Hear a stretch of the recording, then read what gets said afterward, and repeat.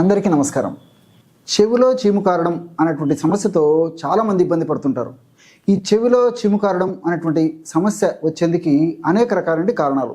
సర్వసాధారణంగా చెవుల్లోకి మనం తలస్నానం చేసినప్పుడు కానీ, మొహం కడుక్కున్నప్పుడు కానీ చెవుల్లోకి నీరు పోవడము, అట్లే తెలిసి తెలియక అవగాహన లోపంతో ఆరోగ్య స్పృహ లేకపోవడం చేత చిన్న చిన్న పుల్లలతో కానీ, లేకపోతే ఈ యొక్క అగ్గి పుల్లలు ఇలాంటి వాటితో కానీ, చిన్న చిన్న స్టిక్స్తో కానీ చెవులో పెట్టేసేసి గెలికేసేసి ఆ లోపల గుమిలి తీయడానికి ప్రయత్నం చేయడము, అదేవిధంగా కొన్ని రకాలటువంటి ఇన్ఫెక్షన్స్ ఉండడము, ఇలా వివిధ రకాల కారణాల రీత్యా చెవిలో ఆ యొక్క ప్రభావం రీత్యా, ఇన్ఫెక్షన్ ప్రభావం రీత్యా ముఖ్యంగా చెవిలో చీము కారడం అనేటువంటి పరిస్థితి జరుగుతూ ఉంటుంది.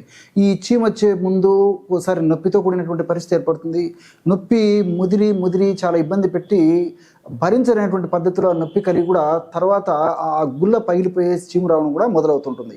ఈ యొక్క చీము వచ్చేందుకు మరొక కారణం ఏంటంటే, చిన్న వయసులోనే చెవులో ఉన్నటువంటి కర్ణబేరికి రంధ్రం పడడం.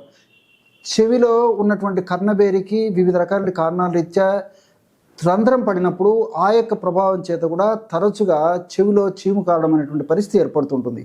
కొంతమందికి ఈ చీము పచ్చగా ఉంటే, కొంతమందికి నార్మల్ రంగు అంటే చీమిడి రంగులో ఉండేటువంటి పరిస్థితి, లేదా తెలుపు రంగులో ఉండేటువంటి పరిస్థితి ఉంటుంది. కొంతమందికి మరీ దుర్వాసనతో కూడినటువంటి ఈ యొక్క చీము చెవి నుంచి కూడా కారుతుండేటువంటి పరిస్థితి ఏర్పడి పక్కన ఉన్నటువంటి వాళ్ళకు కూడా ఆ యొక్క వాసన వస్తూ ఉంటుందన్నమాట. దీంతో మానసికంగా కూడా అలాంటి వ్యక్తులు చాలా కుంగిపోతుంటారు.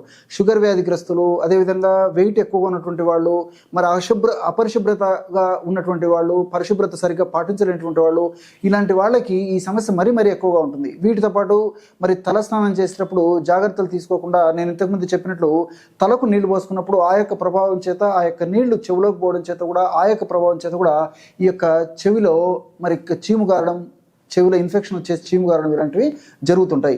వీటితో పాటు కొంతమందికి చెవికి సంబంధించినటువంటి సమస్యలు, చెవిలో హోరు అంటే ధ్వని ఉండడము, ముఖ్యంగా 24 గంటలు ధ్వనినప్పటికీ చల్ల వాతావరణంలో కానీ, రాత్రి పడుకున్నప్పుడు కానీ చెవిలో హోర్ అని చెప్పేసి మోస్తూ ఉంటుంది. అదేవిధంగా వినికిడికి సంబంధించినటువంటి సమస్యలు కూడా ఈ యొక్క ప్రభావం చేత కలిగేటువంటి అవకాశం ఉంటూ ఉంటుంది. ఇలా వివిధ రకాలైనటువంటి ఇబ్బందులు ఈ యొక్క చెవిలో ఉన్నటువంటి ఇలాంటి సమస్యల వల్ల కలుగుతుంటాయి అన్నమాట. మరి ఈ సమస్య ఎదురైనప్పుడు ముఖ్యంగా చెవిలో కర్ణబేరిలో రంధ్రం ఏర్పడినప్పుడు వైద్యుల సలహా మేరకు వాళ్ళు చెప్పినటువంటి పద్ధతిలో నడుచుకోవాల్సినటువంటి పరిస్థితి ఏర్పడుతుంది అనమాట. మిగతా పరిస్థితుల్లో మరి చెవిలో చీము కారడం కానీ, చెవిలో ధ్వని రావడం కానీ, చెవిలో హోర్మని చెప్పేసి మనకు శబ్దం రావడం కానీ, అదేవిధంగా చెవి నొప్పి రావడం కానీ, ఇలాంటి ఏ సమస్యలు ఉన్నప్పటికీ మనం ఇప్పుడు చెప్పుకోబోయేటువంటి అద్భుతమైనటువంటి ఔషధం చాలా అద్భుతంగా పనిచేస్తుంది. ఈ ఔషధ తయారీకి కావాల్సిన పదార్థాలు రెండే రెండు: ముల్లంగి రసము, ఆవాల నూనె. బాగా నిదానంగా రాసుకోండి. ముల్లంగి గడ్డలు సంవత్సరం అంతా మనకు మార్కెట్లో దొరుకుతాయి. ఆవాల నూనె కూడా సంవత్సరం అంతా మార్కెట్లో దొరుకుతుంది. ఇంచుమించు అందరి ఇళ్లలో కూడా ఆవాల నూనె ఉంటుంది. దీన్నే మస్టర్డ్ ఆయిల్ అనేటువంటి పేరుతో పిలుస్తూ ఉంటారు అన్నమాట. ముల్లంగి గడ్డల రసము ఉదాహరణకి ఒక 50 ml 100 ml తీసుకున్నట్లయితే ఆవాల నూనె కూడా అదే ప్రమాణంలో తీసుకోవాలన్నమాట. ఈ రెంటిని సమానంగా ఒక పాత్రలో తీసుకొని దాన్ని పొయ్యి మీద పెట్టేసేసి సన్న మంట మీద ముల్లంగి రసంలో ఉన్నటువంటి ఔషధ గుణాలు నీటి శాతం అంతా ఎగిరిపోయేదాకా సన్న మంట మీద ఆ యొక్క పదార్థాన్ని మరిగించేసారన్నమాట.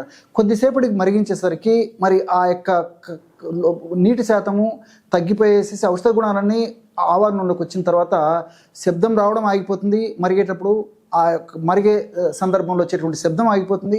అదేవిధంగా ఆ పాత్రలో నురుగు రావడం మొదలవుతుంది అనమాట. ఎప్పుడైతే శబ్దం తగ్గిపోయి నురుగు రావడం మొదలైందో అప్పుడు మనకు ఆయిల్ తయారైందని చెప్పేసి అర్థం అనమాట. ఆ విధంగా ఆయిల్ తయారైన తర్వాత దించేసేసి చల్లార్చేసేసి ఒక వడగట్టేసేసి ఒక గాజు సీసాలో నిల్వ ఉంచుకొని రోజు 2 సార్లు, ఉదయం ఒక 2 చుక్కలు, మ్యాక్సిమం 3 చుక్కలు, అదేవిధంగా సాయంత్రం లేదా రాత్రిపూట కూడా 2 లేదా 3 చుక్కలు చెవిలో వేసుకొని, మరి ఏ వైపు చెవిలో సమస్య ఉందో ఆ వైపు చెవిలో వేసేసుకొని కొద్దిసేపు అలాగే, ఉదాహరణకి ఈ చెవిలో సమస్య ఉందనుకోండి, 2-3 చుక్కలు ఈ యొక్క చెవిలో వేసేసుకొని ఒక 5 నిమిషాల సేపు దూది ఇలాంటిది పెట్టుకొని అలాగే కొద్దిసేపు పడుకోవాలన్నమాట. ఈ విధంగా చేయడం వల్ల చాలా సమర్థవంతమైన ఫలితాలు కలుగుతాయి. మరలా ఈ సమస్య పునరావృతం కాకుండా ఉంటుంది. ఈ యొక్క ఔషధం వాడుకోవడం వల్ల ఇన్ఫెక్షన్ తగ్గడమే కాకుండా చీము రావడం తగ్గిపోతుంది. దుర్వాసనయుక్తంగా ఈ యొక్క చీము రావడం తగ్గిపోతుంది. అదేవిధంగా మరి చెవిలో హోరు, శబ్దము ఇలాంటివి ఉన్నప్పుడు ఈ యొక్క ఔషధాన్ని ఎలా వాడుకోవాలంటే, ఇదే తైలంలో కాస్త దూదిని ముంచేసేసి కాస్త పిండేసేసి కాస్త కొద్దిగా ఉన్నటువంటి ఆ యొక్క ఔషధయుక్త దూదిని చెవులోకి అంటే మనం తీయడానికి ఈజీగా అనుకూలంగా ఉండేటువంటి పద్ధతులు చెవులోకి బాగా దునిపించేసి ఉదయం నుంచి సాయంత్రం దాకా దునిపించేసేయాలి. అదేవిధంగా 1 గంట 2 గంటలు మళ్ళీ అలా వదిలేసేసి మళ్ళీ రాత్రి పూట కూడా లేకపోతే సాయంత్రం పూట కూడా పెట్టేసుకొని ఉదయం దాకా ఉంచుకుంటున్నారు అనమాట. ఈ విధంగా చేయడం వల్ల చెవిలో హోరు, ధ్వని ఇలాంటివన్నీ కూడా తగ్గిపోతాయి అన్నమాట. ఈ విధంగా అనేక రకాలుగా ఈ యొక్క ముల్లంగి రసము ఆవ నూనెతో తయారు చేసుకున్నటువంటి ఔషధం ఉపయోగపడుతుంది. కాబట్టి మరి ఈ యొక్క చెవి సమస్యలు చిన్నపిల్లల నుంచి పెద్దవాళ్ళకు వచ్చేటువంటి అవకాశం ఉంటుంది. కాబట్టి నేను చెప్పినటువంటి పద్ధతిలో ఇలాంటి సమస్య జరిగినప్పుడు క్షేమదాయకంగా ఎలాంటి సైడ్ ఎఫెక్ట్స్ లేనటువంటి ఇలాంటి ఔషధాన్ని తయారు చేసుకుని వాడుకోవడం వల్ల చాలా చక్కటి ఫలితాలు కలుగుతాయి. చాలా చౌకైనటువంటి ధరతో మెందైనటువంటి ఆరోగ్యాన్ని మనం పొందవచ్చు. చూశారు కదా ఎటువంటి సులువైనటువంటి ఔషధ యోగాన్ని చెవి సమస్యలకు మీరు ఈ వీడియోలో తెలుసుకున్నారో. మరొక వీడియోలో మరొక అంశంతో మళ్ళీ కలుద్దాం. అంతవరకు నమస్కారం. మీ చిట్టిపొట్ల. ఆయుర్వేద, గిరిజన మూలిక మరియు పారంపర వైద్యం చేసే ప్రతి ఒక్కరూ మా ఛానల్ ద్వారా మీ విద్యను ప్రజలకు తెలపాలనుకుంటే మా నంబర్కి కాల్ లేదా వాట్సాప్ చేయండి. మీ దగ్గర ఉన్న ఆయుర్వేద మరియు హెర్బల్ ప్రొడక్ట్స్లను మా ఛానల్ ద్వారా ప్రజల్లోకి తీసుకువెళ్తాం. వీడియో కనుక మీకు నచ్చినట్లయితే లైక్ చేయండి, షేర్ చేయండి. మరిన్ని వీడియోస్ కోసం మా ఛానల్ని సబ్స్క్రైబ్ చేయండి. మీ అభిప్రాయాలు మాకు కామెంట్స్ రూపంలో చెప్పండి. మరిన్ని వీడియోస్ కోసం మా ఛానల్ని సబ్స్క్రైబ్ చేయండి.